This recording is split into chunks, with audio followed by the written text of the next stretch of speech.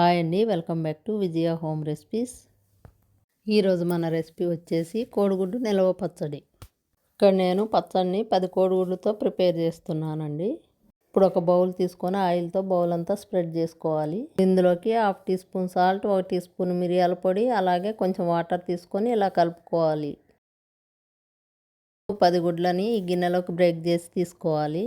ఉడికేటప్పుడు ఇది పొంగుతుంది కాబట్టి ఈ మిశ్రమము సగానికి వచ్చేటట్లుగా ఉన్న బౌల్ని తీసుకోవాలి.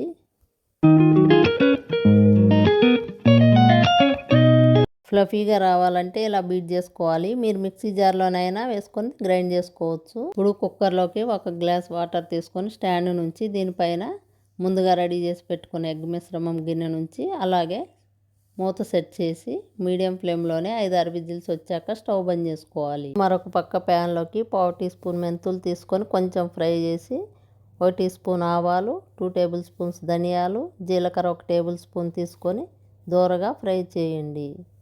అలాగే ఇప్పుడు ఇందులోకి 1 ఇంచు దాల్చిన చెక్క, 3 లవంగాలు, 1 యాలక్కాయ తీసుకొని సిమ్లో 1 నిమిషం పాటు ఫ్రై చేయండి. ఇప్పుడు వీటిని ఒక ప్లేట్లో తీసుకొని చల్లారనివ్వాలి. మిక్సీ జార్లోకి చల్లారిన ఇంగ్రీడియంట్స్ని తీసుకొని మెత్తగా పౌడర్ లాగా చేసుకోవాలి. కుక్కర్ మూత తీసి చూడండి ఎలా పొంగిందో. గోరువెచ్చగా ఉన్నప్పుడే దీన్ని ఇలా గిన్నెలో ఉండగానే ఇట్లా కావాల్సిన సైజులో కట్ చేసుకోండి. కుక్కర్లో కాకుండా మీరు దీన్ని స్టీమ్ చేసుకోవాలనుకుంటే గిన్నెలో వాటర్ తీసుకొని గిన్నె పెట్టుకొని గట్టిగా అయ్యేంత వరకు స్టీమ్ చేసుకుంటే రెడీ అయిపోతుందండి. చూడండి పర్ఫెక్ట్గా ఉడికింది. ఇప్పుడు ప్యాన్లోకి 1 కప్పు పల్లి నూనె తీసుకోవాలి. ఇది వెయిట్లో వచ్చేసి 100 గ్రాములు. పల్లి నూనె అయితే పచ్చడి రుచి చాలా బాగుంటుందండి. ఆయిల్ హీట్ అయ్యాక ఇప్పుడు మీడియం ఫ్లేమ్లో ఉంచుకొని కోడిగుడ్డు ముక్కల్ని అన్ని వైపులా గోల్డెన్ కలర్ వచ్చేంత వరకు వేయించుకోవాలి. కోడిగుడ్డులో ప్రోటీన్ ఎక్కువగా ఉంటుంది. గుడ్డులో potassium, iron, zinc, vitamin E పుష్కలంగా ఉంటాయి. వీటన్నిటిని ఆయిల్లోంచి తీసేసి వేరొక ప్లేట్లోకి ట్రాన్స్ఫర్ చేసుకోండి. ఇదే ఆయిల్లో 2 టేబుల్ స్పూన్స్ అల్లం వెల్లుల్లి పేస్ట్ తీసుకొని పచ్చివాసన పోయేంత వరకు వేయించండి. వేగాక స్టవ్ సిమ్లో పెట్టి కోడిగుడ్డు ముక్కలను అలాగే గ్రైండ్ చేసుకున్న మసాలాను యాడ్ చేసుకొని అంతా కలిసేలా కలపండి.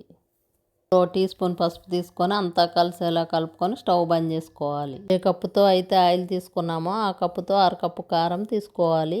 సాల్ట్ 1/2 కప్పు కంటే కొంచెం తక్కువగా తీసుకొని అంతా కలిసేలా కలుపుకొని పూర్తిగా చల్లారనివ్వాలి. చల్లారాక పెద్ద నిమ్మకాయ అయితే 1, చిన్న నిమ్మకాయలు అయితే 2 తీసుకొని జ్యూస్ను పచ్చళ్ళలోకి తీసుకొని అంతా ఒకసారి కలిసేలా కలుపుకొని గ్లాస్ జార్లోకి ట్రాన్స్ఫర్ చేసుకోండి. 2 రోజుల తర్వాత 3వ రోజు ఒకసారి కలుపుకొని తింటే ఇది చాలా టేస్టీగా ఉంటుంది.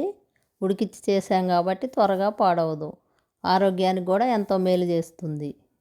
కోడిగుడ్డు పచ్చడి బయట 15 రోజుల వరకు నిల్వ ఉంటుందండి. ఫ్రిడ్జ్లో స్టోర్ చేసుకుంటే 2 నుంచి 3 నెలల వరకు నిల్వ ఉంటుంది. మీరు తప్పకుండా ఈ కోడిగుడ్డు పచ్చడిని ట్రై చేయండి.